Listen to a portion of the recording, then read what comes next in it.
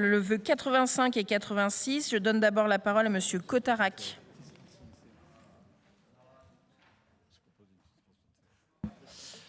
Oui, Monsieur le Président. Alors que la quasi-unanimité des actifs et en grande majorité nos habitants sont opposés à cette réforme injuste et cynique des retraites, le gouvernement s'entête à vouloir nous l'imposer.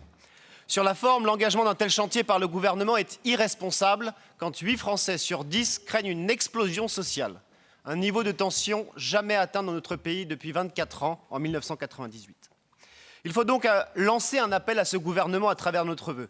D'abord qu'on ne demande pas des efforts aux Français avec une telle réforme injuste, pas urgente, au moment où les faillites d'entreprises ont atteint un record historique depuis 1996, alors que 12 millions de Français ont du mal à se chauffer convenablement, ou alors que le nombre de bénéficiaires des fameux 1 200 € de retraite minimale, qui est le deal que le gouvernement a fait avec les Républicains, s'avère être lui aussi une arnaque, passant de 1 million de bénéficiaires à seulement 10 000 en quelques semaines de débat.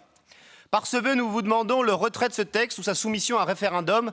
L'héritage politique gaulliste qui est censé être le vôtre devrait vous appeler à sortir par le haut de ce blocage, de cette situation et d'arrêter la division entre les Français.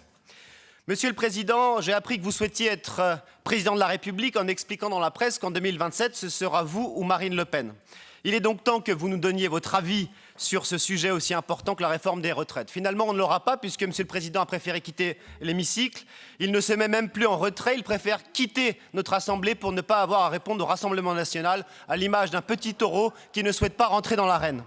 Alors je vous le dis de là où vous êtes caché. Inutile de vous faire petit, inutile de vous mettre en retrait, Monsieur Wauquiez. Par votre absence, nous vous considérons déjà à la retraite. Je vous remercie.